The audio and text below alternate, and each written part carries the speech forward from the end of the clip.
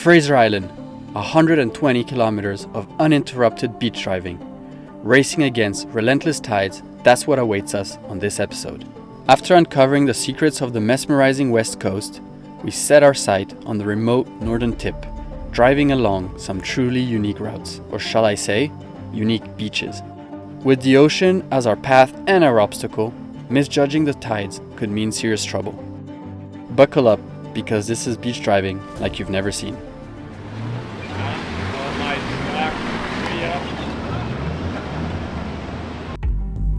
We are Nick and Mathilde, and we've left everything behind to travel the 7 continents with our Land Rover Defender, the Albatross. Europe, North America, South America, Antarctica, Australia, Asia, and Africa. A world tour for real. We want to see it all. This is day 891 and we are in Fraser Island, Australia. This is the next Meridian expedition.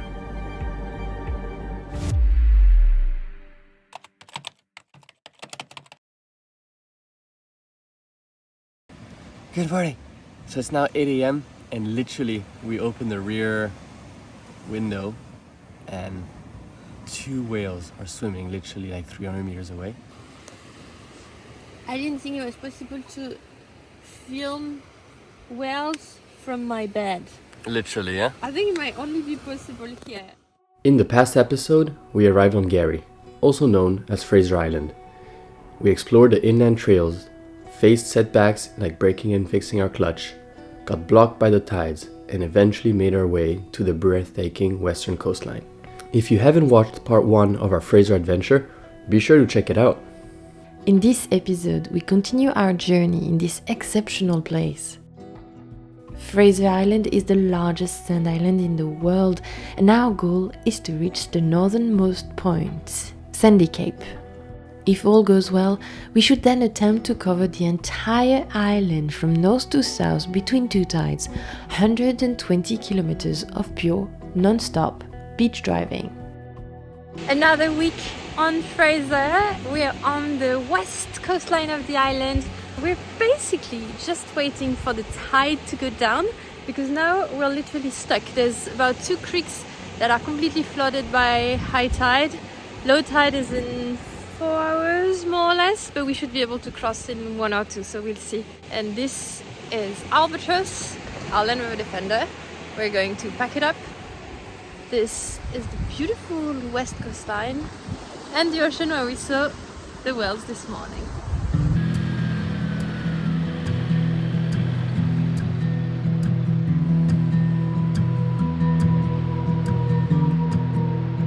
The water was low enough to cross the first creek that was keeping us on our campsite, and now we're reaching the second one, which is deeper and bigger.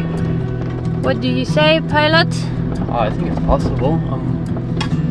It's pretty steep on the other side. I'm waiting for, there's a guy over there who also wants to cross it.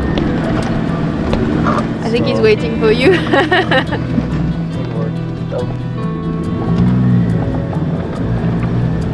He's going for it. So this is technically fresh water.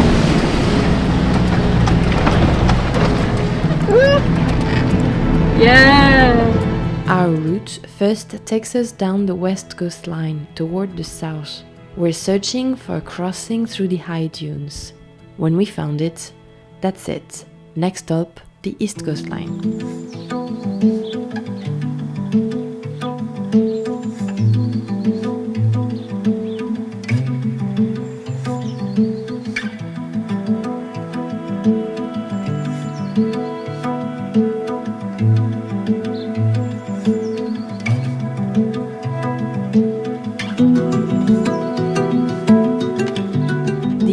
Coastline is what we've nicknamed the highway between us, the island's main road. It's perfect for cruising when the tide is low, and it's the busiest part of Fraser, with fishermen lining on the sides, families parked on the beach.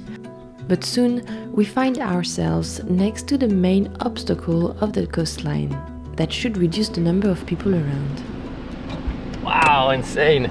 So I'm curious, is it a queue because it's very hard? Is there a queue because there are some drivers that don't know how to do this? Or is there a queue because there's just a lot of people trying to get up in north? I don't know. So we're gonna go find out. Yeah, it's deep sand and one car got bugged twice. And another one bugged. So we are at the Turtle Rock or Engala Rocks. And there's just a little section with deep sand, so it seems that people get bugged one after the other. And because it's the school holidays, it's packed. There's like, I don't know, 10 cars in front of us maybe. So we're just going to wait it and see if we make it through as well. No one wants to be the one getting bugged in the middle of that, so I feel for those guys.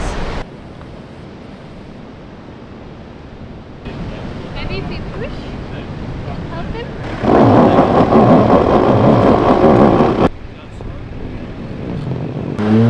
Oh, it's bugged.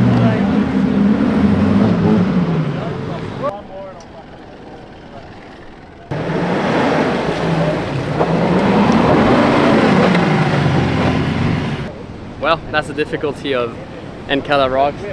The car before was bogged for probably an hour. This one's been bogged for probably 20 minutes and he just can't get up. So he's getting everyone to get out of the way and he's gonna go back.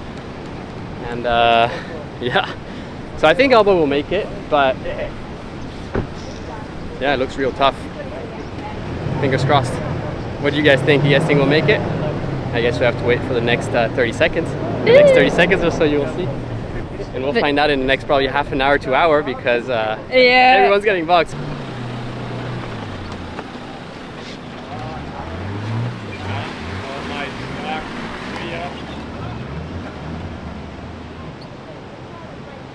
The track up the dune is deceptively tough, especially midday when the sand gets soft and deep. Cars after cars get bogged down on the long uphill climb over the dunes. But finally, we make it to a much less traveled part of the island.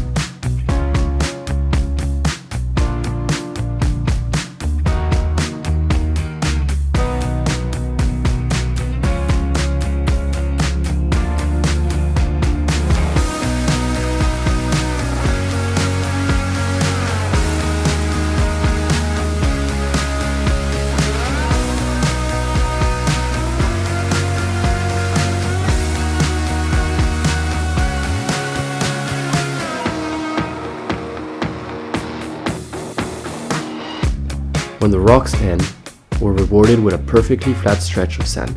From above with the drone, we can already see the other side of the island. And in the distance, our destination, the Cape.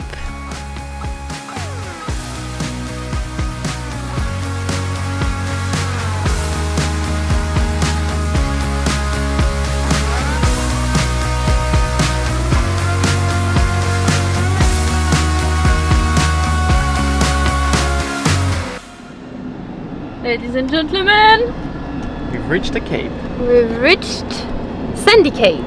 Sandy Cape, the top of Fraser, and we're back to a very clear, clean water with no waves.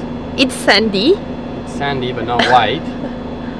Oh, That's rip nice. off. Rip off. No, it's still good, but the west had white sand, which is a plus. You think it's a turtle? It's like a blob. No turtles this time, but whales. And as we send the drone up, we see an enormous pod of adults, more than we've ever seen before. When we were on the west coastline of Fraser Island, Gary Island, we were seeing a lot of mother whale with a calf, and now we're on the east side, so we're expecting to see maybe more adults together, and we checked a big pod. Oh. And they're all 8 big. whales, 8. And they're all big, no? Yep.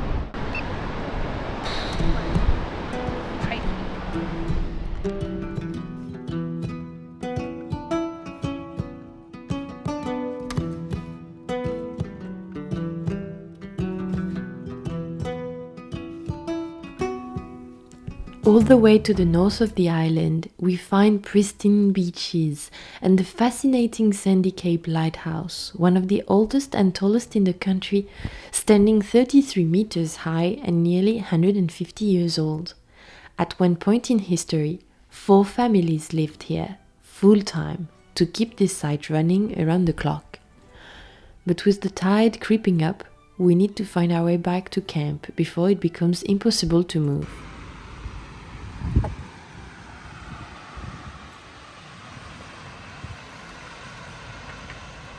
Alright, I'll show you our spot of tonight. So we've got 2 chairs ready for sunset, which is going to be somewhere over there.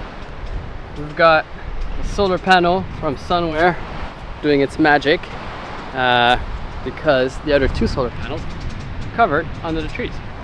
And we need energy for all of our appliances. Now, what else do we have? We've got dingo stick. We've got dingo stick number 1. We've got shovel as number 2. And number 3 is another dingo stick. Because dingoes are all in these woods and on the beach. And as soon as they see a vehicle and humans, they know it means food. So just make sure that we're safe.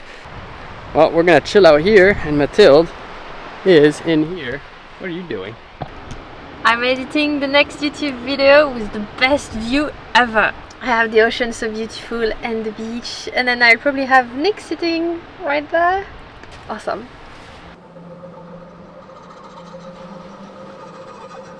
There's something special about being forced to stay put because of the tides. Suddenly, we feel like the movie Castaway, with no other option but to sit and wait. Cheers to 12 hours of mandatory pause. Tomorrow, we take on the longest beach drive we've ever attempted, 120 kilometers non-stop.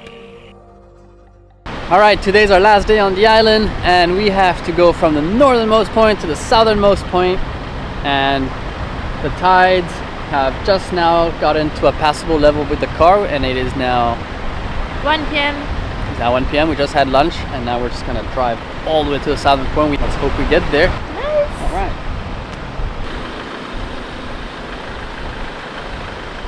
It's 1 p.m. now, and the last boat to the mainland leaves from the southern tip of the island at 5 p.m. We have 4 hours exactly to get through the tides and catch the last boat. Let's see if it's possible.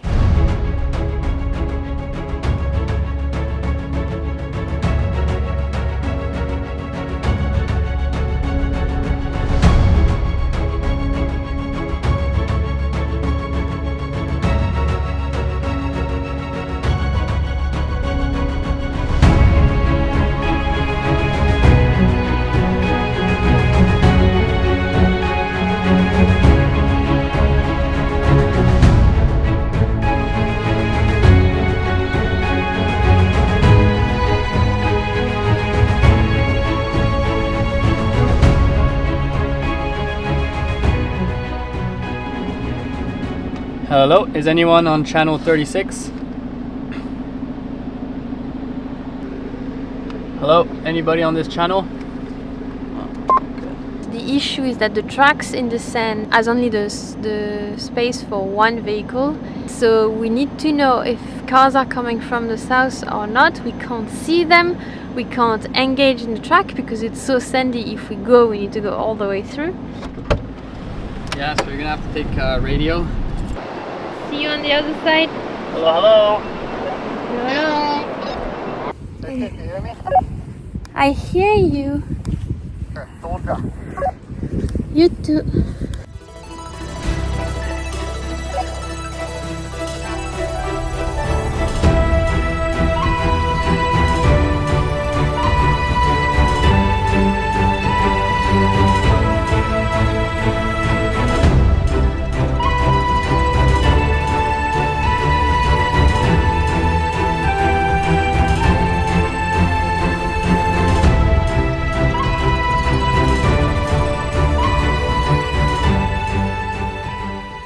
Made it through? That was a mission. It was actually much easier today than yesterday. Alright, well, all the way south on the highway now. That didn't take us too much time. No, that was super fast. We put back air in the tires and now we're cruising on the beach highway. Yep, all the way to the south. We cleared the Ngala rocks quicker than expected, giving us a short 10-minute breaks to swim at the Champagne pools, rock pools filled up with foamy waves, a sort of a must-stop in Fraser.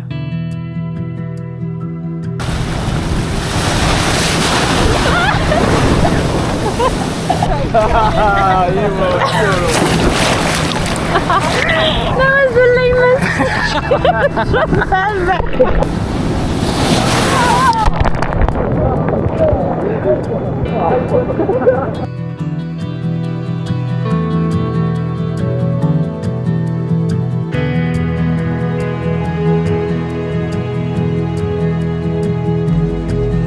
The bad side of those bumpy tracks is all of our spice cabinets fall on the ground, and we have the pepper and the garlic that just broke on the ground. So now we have garlic and pepper everywhere. It's going to smell delicious in the car. Yep.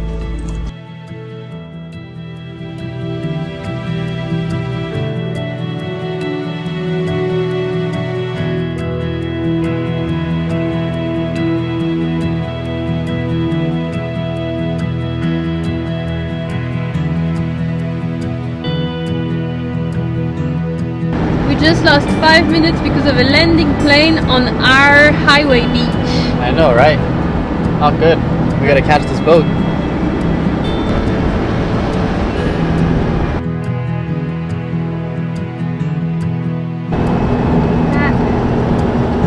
We can see the mainland in front.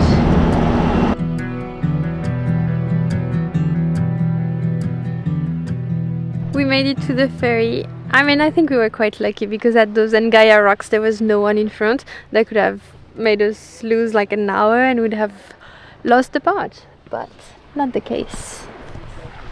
And the ferry is just over there.